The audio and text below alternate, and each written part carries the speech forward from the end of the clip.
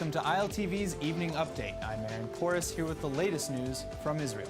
Today, the Shin Bet, Israel's internal security agency, arrested 2 Palestinians on suspicion that they were planning to carry out a shooting attack on behalf of Hamas. The 2 men had allegedly planned to lay down nails along the roadway, forcing cars to stop and then opening fire on them.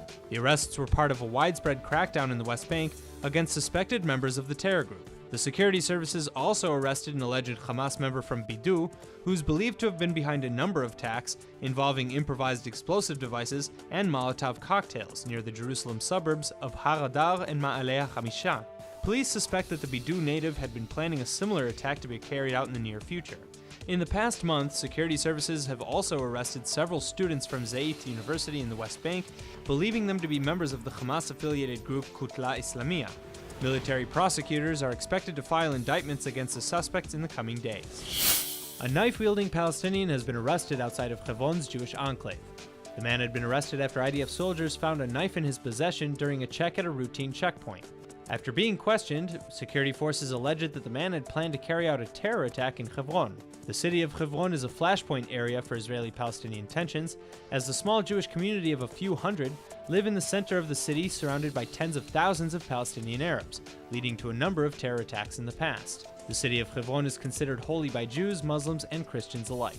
A new report released by COJAT, the coordinator of government activities in the territories, has just released a report claiming that lone wolf Palestinian attacks are motivated by a sense of hopelessness. COJAT is the IDF branch responsible for coordinating civil Palestinian affairs between the Israeli authorities and their Palestinian counterparts. The report, named Beyond the Knife: How Domestic Problems Can Lead to Terror, cites 3 instances of lone wolf attackers admitting to being suicidal during interrogation. The COJAT report claims that lone wolf attackers often suffer from domestic violence at home and are chastised for local failings such as adultery, lack of respect for family, and matriculation failure. On top of that, the report states that terror attacks are motivated by serious psychological issues stemming from depression, despair, and mental illness. One stabber, from Artas, said that he had committed a stabbing attack because he, quote, was fed up with his life and his despair brought upon these actions, end quote. A 20-year-old from Kiton carried out an attack because her engagement had been cancelled, and a third terrorist had attempted an attack because he had failed his matriculation exam. The spat of lone Palestinian stabbing attacks began in October 2015, and for the most part have been carried out by individuals. So far, 40 Israelis, 2 Americans, a Palestinian, and an Eritrean national have all been killed in stabbing, car ramming, and shooting attacks, though recently attacks have tapered off.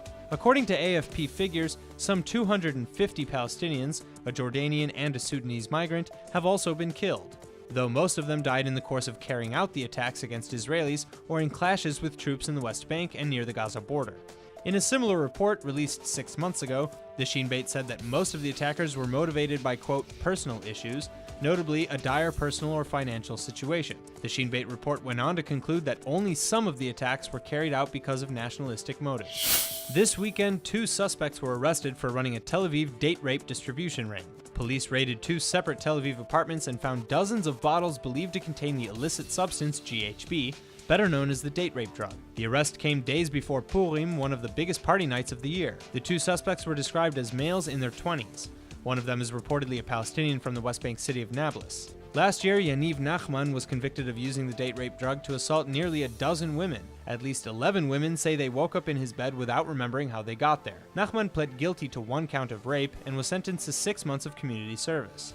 The Tel Aviv District Court justified the unusually light sentence by highlighting the fact that Nachman did not use excessive force when assaulting his victims. The lenient sentence sparked outrage from sexual assault victims and women's groups who claims that the court fundamentally misinterpreted the law and the severity of rape and sexual assault.